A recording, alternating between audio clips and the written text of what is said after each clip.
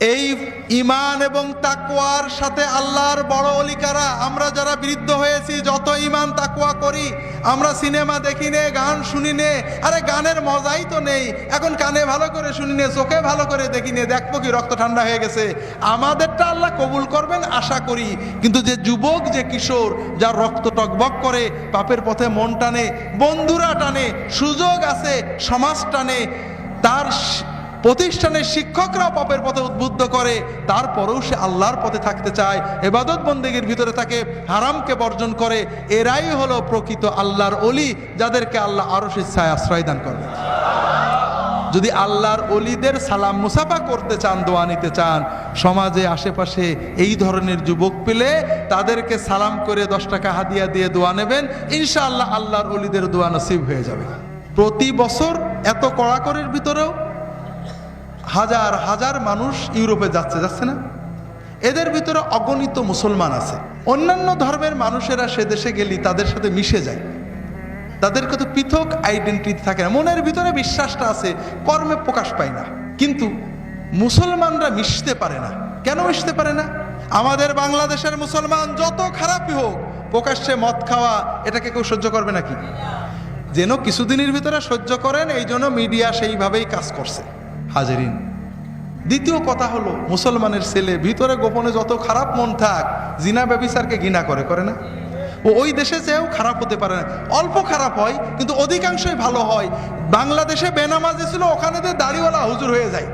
কথা কি বুঝেছেন? কেন? ওই খ্রিস্টানদের, আমাদের দেশে কোনো খ্রিস্টান দেখলে তাকে কি আপনারা গাল দেন নাকি? তো মজার ব্যাপার হলো, অস্ট্রেলিয়া, ইউরোপে, আমেরিকায় মুসলমান শুনলেই জিজ্ঞেস করে, আচ্ছা তুমি মানুষ খুন করেছো?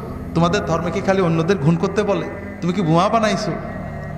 এই সব প্রশ্নতে এত অতিষ্ঠ হয় যে মুসলমানের ছেলে কিছু নাও কিমানটা আছে, দেখি না আসলে আমাদের ধর্ম কি, দেখতে যে মসজিদে যে আলেমদের কাছে বই পড়ে, কিছুদিনের ভিতরে ও একেবারে বুজুর্গ হয়ে যায়। অধিকাংশের ক্ষেত্রে এটা ঘটে।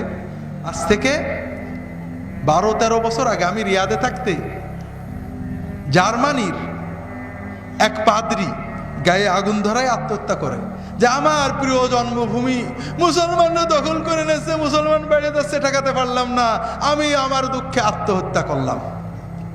গায়ে আগুন ধরে আত্মহত্যা করেছিল। এটা প্রায় 15-16 বছর আগের কথা। এইভাবে তারা খুব কঠিন সমস্যায় আছে, যে যেভাবে চলছে, খ্রিস্টান কমছে, মুসলমান বাড়ছে, এভাবে চলতে থাকলে আগামী 50 বছরের ভিতরে মুসলমানরা ইউরোপে এমন একটা মাইনরিটি সম্প্রদায়ে পরিণত হবে যে তাদের ভোট না নিয়ে কোনো সরকার ইউরোপের কোনো দেশে ক্ষমতায় যেতে পারবে না। একটা জিনিস বুঝতে হবে, আল্লাহ আল্লাহর দ্বীনকে কোনো একক জাতির দেননি। আল্লাহ কোরআন কারিমে বলেছেন, শোনো, যদি তোমার সম্প্রদায় আমার দ্বীনের সাথে অবিশ্বাস করে, কোন মুসলিম সম্প্রদায় দ্বীনকে ছেড়ে দেয়, আল্লাহ নতুন সম্প্রদায় নিয়ে আসবেন যারা দ্বীন পালন করবে, বিশ্বে দ্বীন ছড়িয়ে দেবে। ইতিহাস পড়ে দেখুন, আল্লাহ দ্বীনকে আরবদেরকে দিয়েছিলেন। আরবেরা কিছুদিন পরে, সাহাবী তাবেঈনদের যুগের পরে আরবরা বিট্রে করলো, দ্বীন পালন করলো না, বিলাসিতায় নিমগ্ন হয়ে গেল। আল্লাহ কেড়ে নিয়েছেন আরবদের কাছ থেকে দ্বীন, দিয়ে দিয়েছেন ইরানিদের কাছে, পার্সিয়ানদের কাছে। পার্সিয়ানরা বিট্রে করলো, আল্লাহ দ্বীন কেড়ে নিয়ে তুর্কিদের হাতে দিয়ে দিয়েছেন। তুর্কিরা বিট্রে করলো, আল্লাহ দ্বীন ছড়িয়ে দিয়েছেন। এমন হতে পারে অচিরেই হবে আল্লাহর দ্বীনের ঝান্ডা, দ্বীনের দাওয়াত এই আমেরিকা, ইউরোপ থেকেই বেরোবে।